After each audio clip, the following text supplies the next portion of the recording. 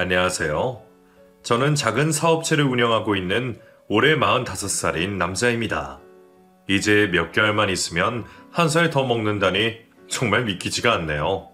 하지만 아직 젊으니 세월에 대한 한탄은 하지 않겠습니다. 아무튼 저는 한때 아나무인의 장모 덕에 아내까지 잃을 뻔한 경험을 가지고 있는데요. 사무실에서 쉬다가 그때 일이 떠올라서 누군가에게 털어놓고 싶어졌습니다. 그런데 제 사회적인 위치도 있고 이미 시간도 꽤 지난 터라 주변에 이야기하는 것도 좀 그래서 이걸 어디다가 이야기할까 속을 답답해하고만 있었어요. 이거 뭐 어디 가서 이야기하기도 뭐하고 괜히 속만 답답하네. 원래 다 잊었다고 생각하는 일들도 일상생활을 하다가 가끔씩 떠올라서 머릿속을 복잡하게 하잖아요. 그럴 때마다 저도 괜히 허공을 보며 한숨을 내쉬기도 하고 헛웃음을 짓기도 했습니다. 사실 저보다는 아내가 더 힘들었을 거예요. 그렇게 가끔 떠오르면 한숨을 내쉬다가 이렇게 좋은 사연 채널이 있다는 것을 알게 되었습니다. 그래서 저를 사적으로는 모르지만 제 이야기에 공감해 주실 많은 분들이 계신 이곳에 저와 제 아내의 이야기를 하고 싶어서 이렇게 사연을 보내기 위해 글을 쓰고 있습니다. 우선 저는 원래부터 사업을 하던 사람은 아니었어요. 사업에 관심이 많은 편도 아니었습니다. 그런데 살다 보니 이렇게 사업가가 되었네요. 저는 지방의 평범한 집안에서 태어나 명문대에 입학을 하고 대학에서 많은 경험을 쌓은 후에 대기업에까지 취업할 수 있었던 케이스예요. 대기업에 다니면서 저는 대학 동기이자 친구의 소개로 지금의 아내를 만나게 되었습니다. 당시에 사실 제가 회사를 다니면서 심리적으로 많이 힘든 상태였어요. 남들은 대기업 다니면서 뭐가 그렇게 힘드냐 하는데 대기업도 여느 회사와 다를 바 없이 내부적으로 힘든 일이 많았습니다. 그래서 가까운 친구들에게 제 이야기를 하고는 했어요. 그런데 어느 날 제 친구가 심리 상담을 추천했습니다. 하지만 당시에 저는 제 이야기를 남에게 하는 것을 좋아하지도 않고 잘나지도 못했어요. 그러다 보니 친구가 저에게 제안을 했습니다. 너 그러지 말고 연애로 좀 하는 게 어때? 좋은 사람이랑 서로 있지도 하고. 나 봐라. 연애하고 얼굴 폈다는 소리만 듣고 다닌다. 연애? 연애는 뭐 아무나 하나. 난 사실 그것도 관심이 없네. 야, 명규야. 너 진짜 큰일이다. 안 되겠다. 그러다 확 가는 거야. 우울증 그 쉽게 생각하면 안 된다. 내가 사람 하나 소개해줄게. 에이, 됐어 임마. 이 자식아, 잔말 말고 만나봐. 정말 내가 보장하는 좋은 애야. 저는 그렇게 친구가 등 떠밀듯이 해서 소개팅 자리에 나가게 되었습니다. 알고 보니 저와 같은 학교의 후배였더라고요. 만나자마자 인상이 좋아서 보고 있는 저도 미소를 짓게 만드는 사람이었어요. 안녕하세요. 반가워요. 저 임효정이에요. 네, 안녕하세요. 저는 김명규라고 해요. 만나서 반가워요. 그 사람과 대화를 나누는데 어느새 저는 제 속 이야기를 다 털어놓고 있더라고요. 그 사람은 제 이야기를 부담스럽지 않게 공감도 해주고 위로도 해주면서 제 이야기를 잘 들어주었습니다. 저보다 2살 어리다고 들었는데 저보다 누나 같아요. 어찌 보면 무례한 제 말에도 그 사람은 웃으며 대답했어요. 네? 제가 늙어 보이나 봐요. 어릴 때부터 애늙은이란 소리 많이 들었는데. 아니요. 품이 넓은 분 같아요. 제가 사실 남한테 제 이야기 이렇게 쉽게 꺼내는 성격이 아니거든요. 근데 저도 모르게 효정 씨한테는 자꾸 제 이야기를 하게 되네요. 무례하게 느끼신 건 아니죠? 죄송해요. 무례하긴요. 제가 원래 남의 이야기 들어주는 직업을 가지고 있어서 그런가 봐요. 심리 상담사로 일하고 있거든요. 부담 없이 말씀하셔도 돼요. 아, 그랬어요? 이거 더 죄송스러운데요. 남자 만나러 나와서 일을 하게 만든 격이니 이제부터 즐거운 얘기만 해요. 그렇다고 그 사람이 저를 직업적으로 대한다는 느낌을 받지는 않았어요. 나중에 들어보니 그 사람도 첫 만남에서부터 저에게 호감을 느꼈다고 했습니다. 사회생활을 하다가 보면 뭔가 주파수가 잘 맞는 사람들을 만나게 되잖아요. 그 사람이 딱 그런 사람이었습니다. 그렇게 저희는 처음에는 친구처럼 자주 연락을 주고 받고 만나다가 연애를 하기 시작했어요. 연애를 하면서부터 더 저는 그 사람에게 빠져들었습니다. 당시에 제 나이도 30이었고 결혼을 한다면 꼭 그 사람과 해야겠다는 다짐까지 들었어요. 그런데 사귀면서 자기 얘기를 많이 하지 않는 여자친구에게 저는 점점 불만이 쌓였습니다. 제 이야기를 들어줘서 고맙기는 했지만 남의 힘든 이야기를 듣는 직업을 가진 여자친구가 자기의 힘든 이야기는 남자친구인 저에게 말하고 풀기를 바랬거든요. 효정아, 너도 이제 나한테 너 힘든 이야기 같은 거 털어놔. 내가 항상 너한테 징징대기만 하는 것 같아서 미안하고 마음이 안 좋아. 그러자 항상 해맑은 표정을 하던 여자친구가 굳은 표정으로 대답했습니다. 사실 나는 명규 씨 만나서 정말 행복하고 마음이 편해졌어. 근데 내가 어릴 때부터 내 힘든 이야기를 남한테 하는 법을 배우지 못한 것 같아. 다른 사람들 이야기를 들으면서 위로를 하면서 사실 나 스스로를 위로했던 거야. 그러니까 너무 부담스럽게 생각하지 마.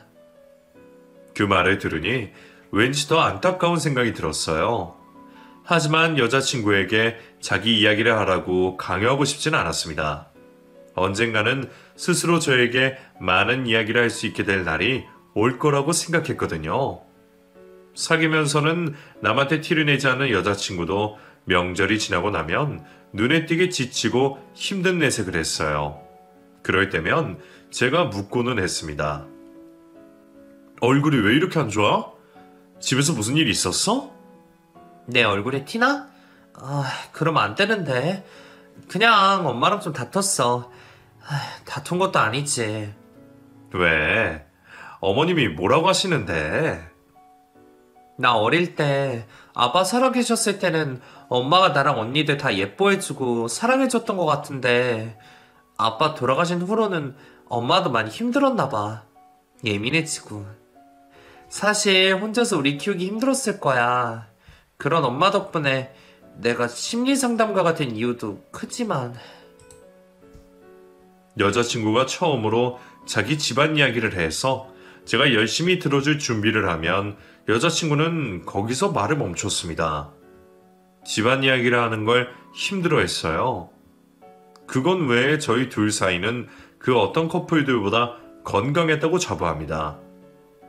그렇게 저희는 2년간 무탈하게 연애를 한 끝에 제 청혼으로 결혼을 약속하게 되었습니다. 여자친구를 지방에 사는 저희 부모님에게 소개해드렸어요. 저희 부모님은 아주 마음에 들어 하셨습니다. 저는 여자친구 어머니에게 인사를 드리고 싶었는데 여자친구가 약속을 차일피일 미뤘어요. 효정아, 오늘 만나 뵙기로 한 거 맞지? 엄마가 지금 이래저래 정신이 없나 봐. 그냥 알아서 하라고 하시네. 뭐라고? 나 만나고 싶지 않으시대? 그게 언니가 지금 베트남으로 형부랑 이민을 갔거든. 엄마가 지금 거기 갈 준비 중이라서. 미안해. 엄마 만나는 건 안 되겠다. 우리 결혼도 그냥 미루자. 뭐라고? 지금 예식장이랑 다 예약해뒀는데 갑자기 그게 무슨 말이야? 저는 여자친구를 설득하기 위해 애를 썼습니다. 아무래도 장모님과 사이가 좋지 않은 것 같았어요. 히스테릭하다는 이야기를 은연중에 듣기는 했는데 여전히 그런 면이 남아있나 보다 그렇게 생각을 했습니다. 저는 여자친구 가족은 중요하지 않았고 그저 여자친구와 얼른 함께 가정을 이루고 싶다는 마음뿐이었습니다. 그럼 인사는 나중에 드리고 그냥 우리 결혼식 진행하자. 결혼식에는 오시겠지? 저의 물음에 여자친구와 만나면서 한 번도 보이지 않은 눈물을 흘리며 말했어요. 모르겠어. 안 올 것 같아. 베트남 들어가서 살겠대. 엄마가 내 결혼은 관심 없다고 알아서 하래. 명규 씨 부모님한테 죄송스러워서 이 결혼을 내가 어떻게 해?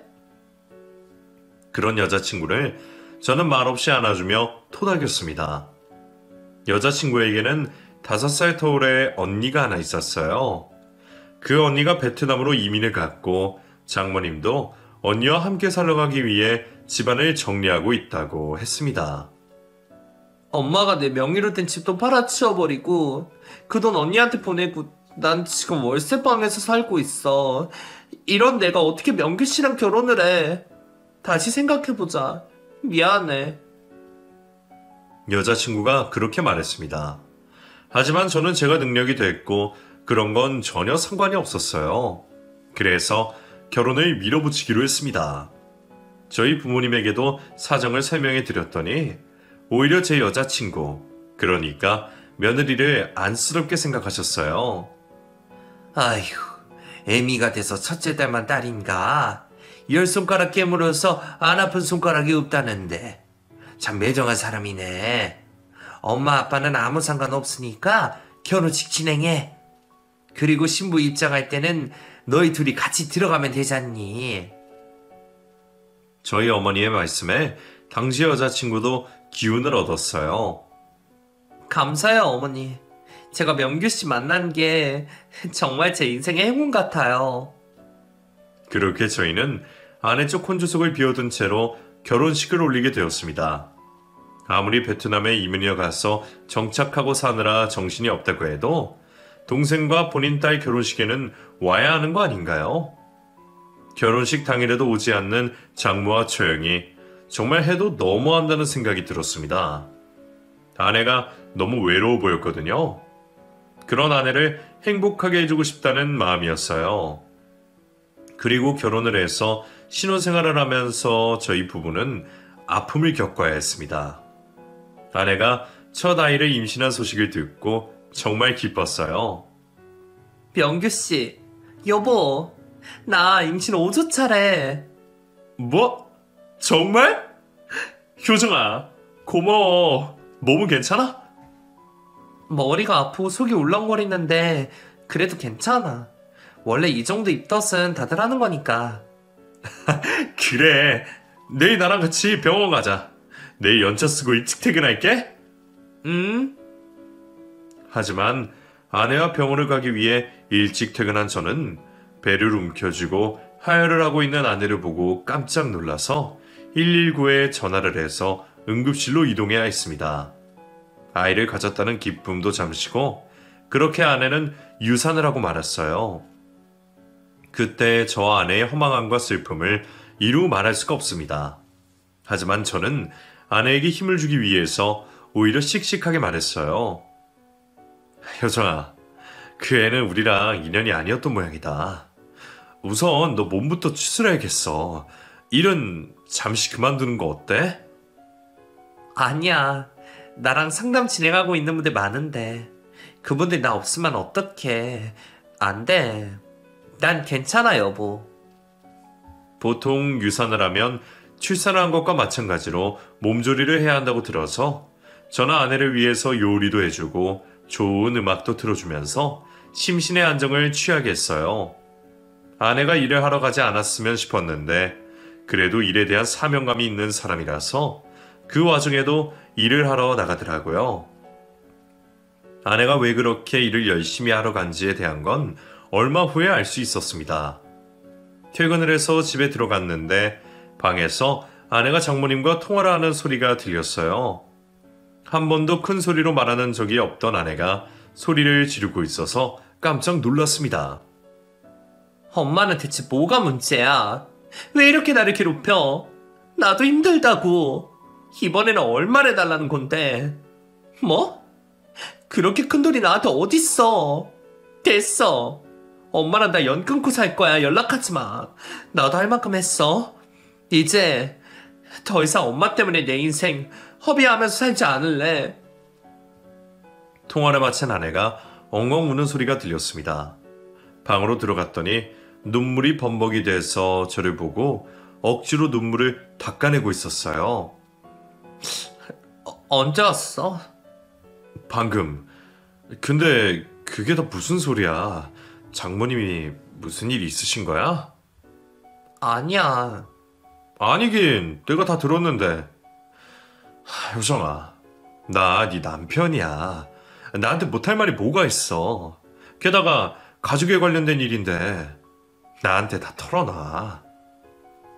제 말에 고민을 하던 아내가 이야기를 했습니다. 사실 언니가 한국에 있을 때 형부랑 카페를 운영하다가 말아먹고 도피하듯이 베트남으로 떠났거든. 내 명의로 된 집도 그 빚 갚는 데 다 썼고. 근데 엄마는 언니한테 가더니 거기서 생활할 자금도 나한테 보내라고 했어. 처음에는 보내줬는데 이게 반복되니까 진짜 너무하다는 생각밖에 안 들어. 아무리 가족이라도 어떻게 나한테 그럴 수가 있어. 아내가 장모와 처형에게서 얼마나 상처를 받고 살았는지 대충 짐작이 가더라고요. 그래서 저는 다시는 장모님의 전화를 받지 말라고 강력하게 이야기했습니다. 장모님은 정말 너무하시네. 앞으로 장모님 전화 받지 마. 지금 해달라는 게 얼만데? 아니야, 됐어. 당신 신경 쓰지 마. 아니야. 이것까지만 해드리고 다시는 해주지 말자. 내가 말할게. 정말 그러지 마. 그럼 내가 장모님한테 전화할게. 여보. 장모님에게 저는 전화를 걸었고 뻔뻔하게도 필요한 돈을 요구했어요. 그래서 저는 그 돈을 보내겠다며 이렇게 말했습니다. 장모님, 저희도 힘들어요. 이게 마지막입니다. 다시는 이런 요구 하지 마세요. 아이고, 알았어. 남편 생겼다고 쪼르르 일러 바치기는. 그날 이후로 아내는 열심히 일을 한 돈으로 처음으로 온전히 적금을 붓고 생활비로 쓰게 되었다며 기뻐했습니다. 그리고 저는 그 당시의 회사 생활에 염증을 느끼고 있었어요. 그래서 다른 일을 구할까, 내 아이디로 창업을 할까 고민을 하고 있었습니다. 그런데 어떻게 운이 좋게도 제 사업 아이디어에 투자를 해주겠다는 믿을 만한 기업가를 만나게 되었어요. 그래서 저는 아내와 상의를 하고 미련 없이 회사를 그만두었어요. 그리고 열심히 준비를 해서 제 이름으로 된 회사를 창업하게 되었습니다. 처음에는 잘 되지 않아서 정말 많이 불안했어요. 하지만 아내가 제 곁에서 힘을 실어주었습니다. 아직 초반이잖아. 그리고 뭐 잘 안 된다고 해도 어때? 우리 아직 젊고 나도 일하고 기회는 많아. 저는 아내의 응원을 받으며 열심히 회사를 운영했고 결국에는 대박이 터졌습니다. 초반에는 직원 3명을 두고 운영하던 회사가 점점 몸짓이 커져서 20명 이상을 직원으로 두게 되었어요. 제가 창업한 회사는 정말 날개 돋친 듯이 탄탄대로를 달렸습니다. 그러다가 아내가 임신을 하게 되었다는 소식을 조심스럽게 알려왔어요. 여보, 나 임신했어. 정말? 너 몸은? 당장 병원 가자. 병원 다녀왔어. 초음파 사진 보여줄까? 아직 아기집밖에 없긴 한데. 아, 보여줘. 몇 주 차래? 이제 5주 차야. 근데 나 좀 불안해. 왜? 또 잘못될까봐 걱정되는구나? 나 이번에는 우리 애 건강하게 낳고 싶어. 그래서 일도 잠시 휴직하고 태교에 힘써볼까 해. 그래, 효정아. 좋은 생각이다. 그렇게 하자. 내가 가서 도우미분 알아볼게. 너 절대 휴식이야. 알았지? 그렇게까지 휴식할 필요는 없고 최대한 스트레스 안 받고 조심하려고. 그때는 엄마 때문에 내가 사실 스트레스가 많았어. 그래. 너 뭐 먹고 싶은 거 없어? 아니, 나 입덧이 좀 심해. 첫 번째 임신에서 그렇게 유산을 경험한 후에 두 번째 임신이라 저도 아내도 모든 것이 조심스러웠습니다. 그렇게 조심을 해도 아내는 임신 중독증에 걸렸어요. 항상 두통을 달고 살고 몸이 붓고 힘들어했습니다. 아내는 저를 안심시키기 위해 괜찮다고 했지만 저는 살얼음 판을 걷는 기분이었어요. 임신 6개월 차부터는 가사 도우미분을 불러서 집안일을 하나도 손에 대지 않게 했습니다. 그리고 예정일이 다가오면서 저는 최고로 좋은 산후조리원을 알아봤어요. 그런데 미리 예약을 하지 않으면 들어가기가 어렵더라고요. 아내도 산후조리원에서 낯선 사람들에게 아이를 맡기고 싶지는 않다고 했습니다. 그래서 저희 어머니에게 부탁을 드리고 싶었는데 어머니도 당시에 허리 디스크로 고생을 하고 계셔서 며느리 산후조리를 해달라고 말할 수가 없었어요. 고심 끝에 저는 벼랑 끝에서 썩은 동아줄이라도 잡는 심정으로 장모에게 연락을 했습니다. 그때 제가 왜 그랬는지 두고두고 후회를 하고 있어요. 여보세요? 자네가 웬일인가? 장모님, 효정이 다음 달에 아이 낳는 거 아세요? 내가 그걸 알아야 돼? 효정이가 임신 중독증 때문에 많이 힘들었어요. 아이 출산하면 산후조리 해야 되는데 도와줄 사람도 없고 어머니 와서 좀 봐주시는 거 어떠실지 제가 용돈은 두둑히 챙겨드리겠습니다. 그렇게 말하자 태도가 돌변하더라고요. 그래? 잘 됐네. 우리 딸이 아이를 낳는다는데 내가 가봐야지. 그럼 항공권 끊어줘. 내가 짐 싸서 바로 들어갈게. 나도 한국 가고 싶었는데 잘 됐다. 아내의 출산 예정일을 한 달 앞두고 장모는 한국으로 들어와서 저희 신혼집에 짐을 풀고 함께 살기 시작했습니다. 집이 좋네. 우리 사이 성공했나봐? 예? 결혼하고 나니까 제 운대가 풀려나 봐요. 사실 요즘은 뭘 해도 잘 되네요. 저는 장모에게 아내와 제가 잘 살고 있다는 것을 보여주려고 그렇게 말했습니다. 그러자 장모가 음흉하게 웃으며 대답하더라고요. 그래? 그거 좀 잘 됐네. 사업한다며? 나 여기서 그냥 계속 살아보일까? 아흐, 농담이야, 농담. 그게 농담이 아니었다는 건 나중에야 비로소 깨닫게 되었습니다. 아무튼 장모가 오고 나서 아내가 처음에는 괜한 짓을 했다고 저를 타박했지만 예상외로 장모는 지극정성으로 아내를 돌봐주자 고마워했어요. 여보, 고마워. 엄마가 할 집만 먹으니까 나 이상하게 힘이 나. 그래? 다행이다. 나 사실 급한 마음에 장모님 모시라고 하긴 했는데 괜히 연락해나 걱정했거든. 근데 장모님이 생각보다 훨씬 더 잘해주고 계셔서 정말 다행이야. 그러게. 우리 엄마도 철들었나 봐. 어릴 때 먹던 엄마 밥이랑 간식 먹으니까 나도 옛날에 좋았던 생각도 나고 엄마도 이해하게 되네. 그렇게 아내는 아이를 출산했습니다. 아이가 뱃속에서 많이 컸고 아내가 임신 중독으로 힘들어하던 터라 제왕절개 수술로 아이를 낳게 되었어요. 다행히 저희 딸아이는 건강하게 태어났고 아내도 힘들어하기는 했지만 조금씩 회복을 했습니다. 그렇게 퇴원을 한 후에 집으로 돌아갔는데 장모가 술의 냄새를 풍기며 거실에 대자로 누워서 잠을 자고 있었어요. 아내가 장모를 깨웠습니다. 엄마 왜 여기서 자고 있어? 뭐해? 나 배 펴주러 간다더니. 왔냐? 내가 안 돼도 그렇게 열심히 했으면 됐지. 또 밥 해야 돼? 지겨워. 나 갈란다. 베트남으로 다시 갈래. 아니야. 방에서 편하게 쉬세요. 장모는 툴툴대며 자리를 털고 일어나서는 저를 발견하고 깜짝 놀라며 태도를 돌변했습니다. 아이고, 자네가 같이 왔어? 시장 같이 밥 좀 차려줄까? 자네 좋아하는 굴비도 있는데 굽기만 하면 돼. 아니에요, 장모님. 들어가셔서 쉬세요. 자네가 입금해준 돈은 잘 받았어. 역시 사업가라서 그런지 통이 크다니까? 내가 오늘은 기분이 좋아서 한잔했네. 이해해줘? 네, 알겠습니다. 돌이켜보면 그때부터 장모의 이해할 수 없는 행동들이 드러나기 시작했던 것 같네요. 처음 일주일은 아내 출산 전처럼 요리도 해주고 아내를 잘 챙겨주었는데 일주일 후부터는 손목이 시큰거린다는 핑계를 대며 일할 사람을 구하라는 압박을 하기 시작했습니다.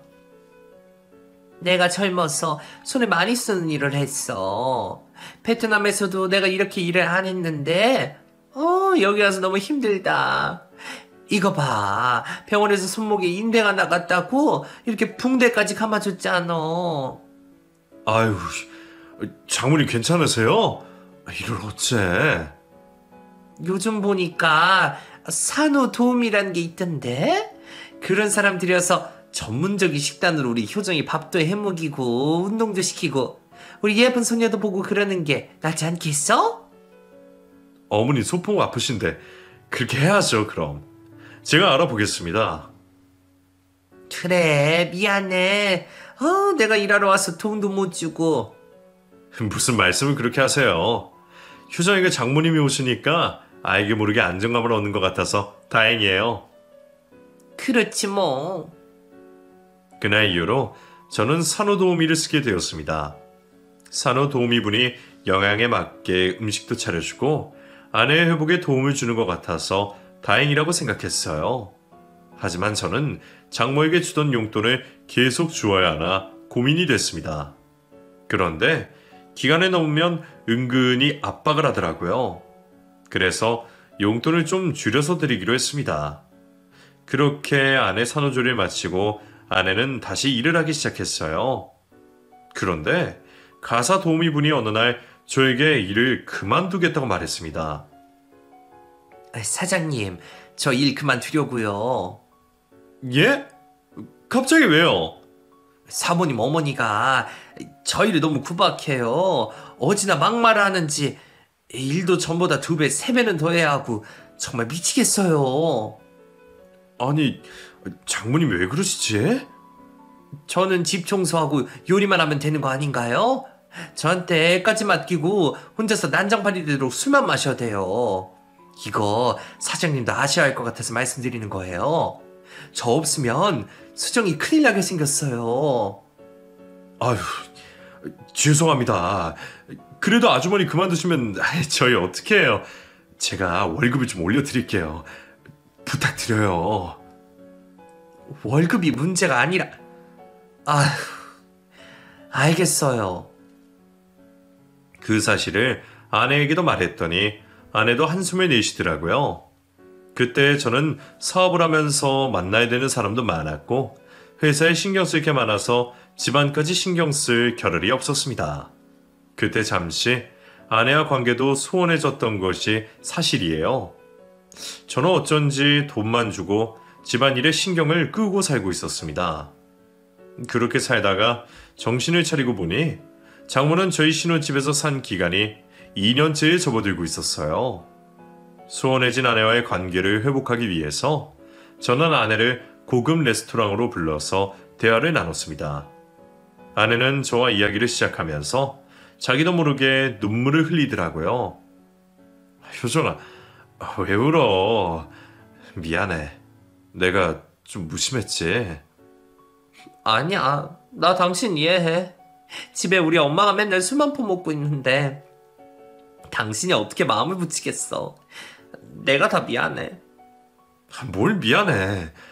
그나저나 장모님은 언제까지 우리 집에 계시려는 거야? 베트남 안 가신대? 몰라. 언니랑 연락도 안 되고 엄마도 갈 생각이 없어. 나 출산 전에 엄마가 와서 엄마 노릇 해주는 거 보면서 너무 기뻤어. 친구들이 친정엄마랑 사이좋게 지내는 거 보면 항상 부러웠거든. 근데 그것도 오래가지 않더라. 나 사실 아빠가 돌아가시고 쭉 할머니 손에서 자랐어. 이런 말 처음 듣지. 뭐? 그럼 중학생 때부터 할머니랑 산 거야? 왜 그런 말 안 했어? 그냥 내 상처고 난 다 이겨냈다고 생각했거든. 근데 이번에 알았어. 하나도 극복이 안 됐더라. 엄마도 마찬가지고. 아내의 말을 요약하자면 아내는 장모님에게 거의 학대를 받다시피 하고 살았다고 했습니다. 아버지가 돌아가신 이후에 말도 안 되는 트집을 잡으며 아내에게 손찌검까지 했고 급기야 언니만 데리고 살고 친할머니 댁에 아내를 맡기고 한 번도 보러 오지 않았다고 했어요. 아내는 항상 장모님과 처형을 그리워하면서 살았다고 했습니다. 아빠가 돌아가신 후에 엄마가 날 왜 그렇게 미워했는지 도저히 이해하려고 해도 아직까지 이해가 안 돼. 내가 딸을 낳고 나니까 더 그래. 어떻게 엄마가 자식을 그렇게까지 차별대우하고 버릴 수가 있어? 길에 놓고 돈이 필요할 때만 날 찾고 이해가 안 돼. 아내의 이야기를 다 듣고 나서 저도 머릿속이 복잡해졌습니다. 도무지 장모라는 사람의 속내를 알 수가 없었어요. 그래서 저는 그나의 집으로 돌아가서 그나에도 가사 도우미 분에게 아이를 맡기고 술에 취해 있는 장모에게 말했습니다. 장모님, 정신 좀 차려보세요. 어? 왜? 또 취하셨어요? 아니야, 멀쩡해. 왜 할 말이 있어? 저는 최대한 정중하게 장모에게 물었습니다. 장모님, 베트남 안 가세요? 저희 집에서 같이 사신 지도 벌써 2년이 다 되었는데 이제 처형 댁으로 가보셔야 하는 거 아니에요? 처형은 걱정 안 하세요? 그러자 장모가 빽 소리를 지르며 대답했어요. 베트남에 내가 왜 가? 그 다 부서져 가는 집에 얹혀 사는 게 얼마나 힘들었는 줄 알아? 자네가 집을 사주면 내가 나갈게. 자네도 참 독하다. 이 정도로 있었으면 알아서 장모 집 한 채 해줄 수 있는 거 아니야? 눈치가 없는 건지 둔한 건지 원. 네? 집을 내달라고요? 그래, 자네 돈 많잖아. 집 하나 해준 게 어려워? 내가 효정이 키우면서 얼마나 힘들었는데 그 정도는 해줄 수 있잖아. 적반하장도 그런 적반하장이 없었습니다. 아내도 옆에서 고개를 흔들며 이해할 수 없다는 표정을 짓고 있었어요. 그런 장모와 아내를 번갈아 가면서 보는데 왜 그랬는지 저는 갑자기 의심이 되기 시작했습니다. 아내와 장모는 이상하리 많지 닮은 구석이 하나도 없었거든요. 외모부터 아내는 흰 피부에 무쌍의 눈을 가지고 있는데 장모님은 까무잡잡한 피부에 굵은 쌍꺼풀을 가지고 있었거든요. 아무튼 닮은 곳이 하나도 없었습니다. 아내와 저와 식사를 하며 엄마라면 어떻게 그럴 수가 있었을지 본인 엄마를 이해할 수 없다는 말도 제 뇌리를 스쳐 지나갔어요. 그래서 저는 저도 모르게 장모님의 머리카락을 뽑아버렸습니다. 따거. 자네 뭐해? 아니요. 장모님 새치가 많으시네. 여기도 있다. 아우, 그만해. 염색하게 톤이나 주든가. 용돈 두둑히 드리고 있잖아요. 그거 좀 모으셨으면 지금 전세보증금은 충분히 있으실 텐데 없으세요? 없지. 그거 내가 베트남에 다 보냈는데. 그 말에 아내도 당황했습니다. 엄마, 그 돈을 베트남에 왜 보내? 네 언니가 저렇게 비빌대고 사는데 어쩌냐? 보내줘야지. 에휴, 그때 나 오지 말래. 네 언니 진짜 못돼 처먹었어. 장모의 말에 아내가 대답했습니다. 언니가 찔러도 엄마를 쏙 빼닮았나 보네. 예전부터 그랬잖아. 뭐라고? 인연이 말이면 다인 줄 알아? 장모가 아내에게 손찌검을 하려고 손을 드는데 제가 겨우 말렸습니다. 그리고 저는 장모의 머리카락과 아내의 머리카락을 뽑아서 다음날 친자검사 의뢰를 진행했습니다. 그때 저도 병원에 그 검사를 맡기면서 내가 왜 이러고 있나 스스로가 한심하기도 했지만 제 촉을 믿기로 했어요. 그리고 며칠 후에 남아온 검사 결과는 충격적이었습니다. 아내와 장모가 친자 관계의 확률이 거의 없다고 나왔거든요. 저는 이 사실을 아내에게도 알렸습니다. 걱정이 됐지만 아내는 오히려 허탈하게 웃으며 말했어요. 이제야 모든 의문이 풀리네. 그랬구나. 내가 엄마 딸이 아니었구나. 할머니가 했던 말도 이제야 이해가 간다. 왜? 뭐라고 하셨는데? 우리 엄마가 날 버린 데에는 아빠랑 내 탓도 있다고 했어. 그게 그럼 효정이 네 탓이란 거야? 그건 아니지. 나 저 사람이랑 한시라도 같이 있고 싶지 않아. 어릴 때부터 내가 너무 많이 상처를 받고 자랐어. 여보, 우리 엄마 좀 내쫓아줘. 나 연 끊고 살래. 아니, 내가 내쫓을게. 아내는 그렇게 말하고 그날 퇴근 후에 집으로 돌아와서 장모에게 친자 검사지를 보여주며 나가라고 했습니다. 엄마, 아니, 아줌마. 아줌마 내 친엄마 아니죠? 그래서 평생 날 그렇게 괴롭힌 거야? 됐고, 여기서 당장 나가요. 우리 이렇게 같이 살 이유 없어. 그러자 장모가 화들짝 놀라며 대답했어요.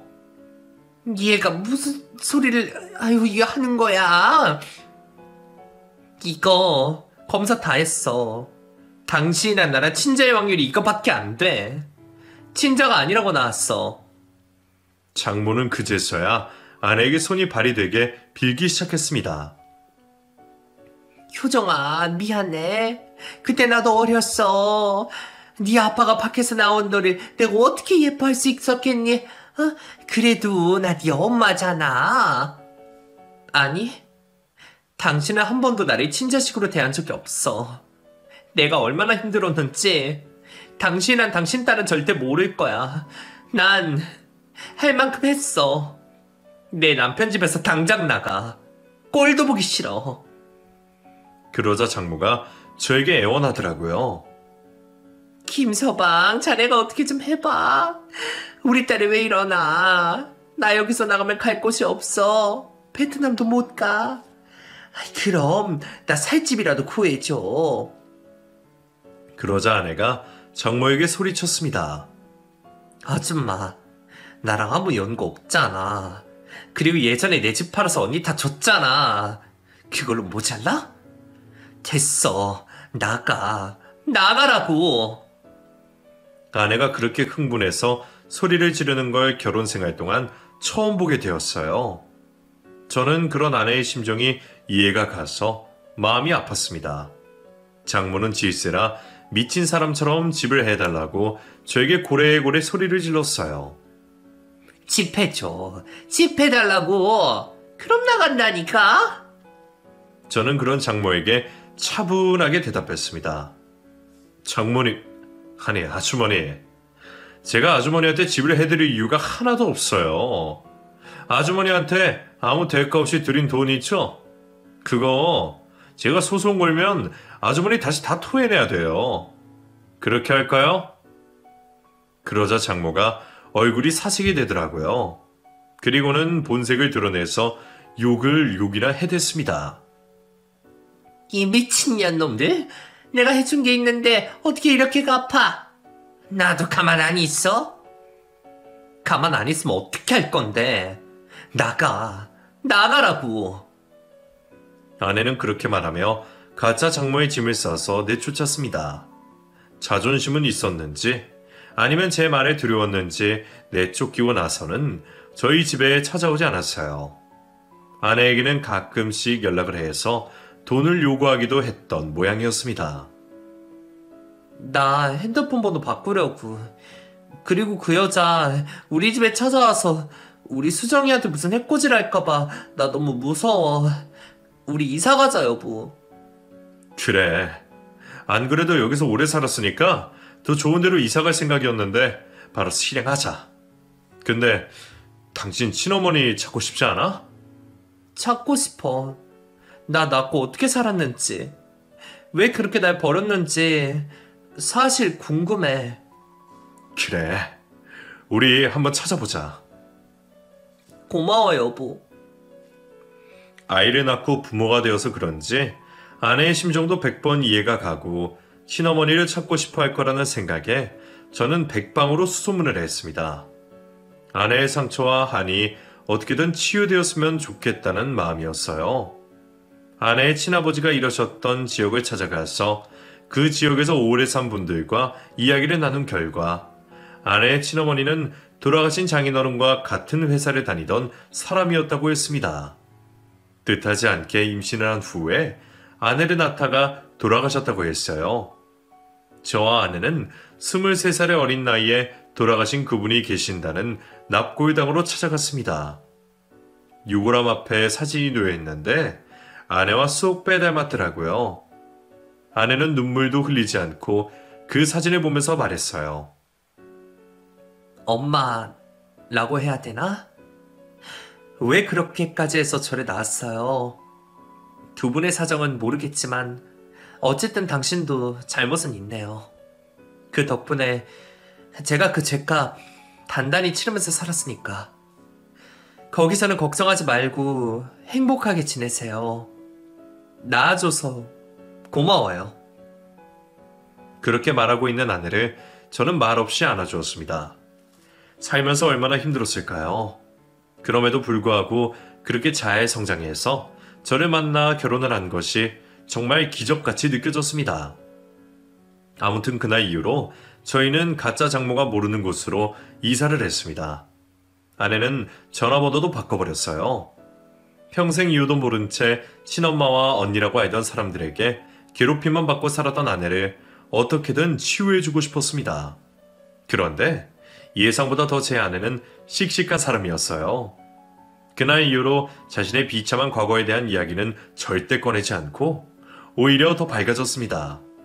그리고 저희는 둘째 아들까지 낳게 되었습니다.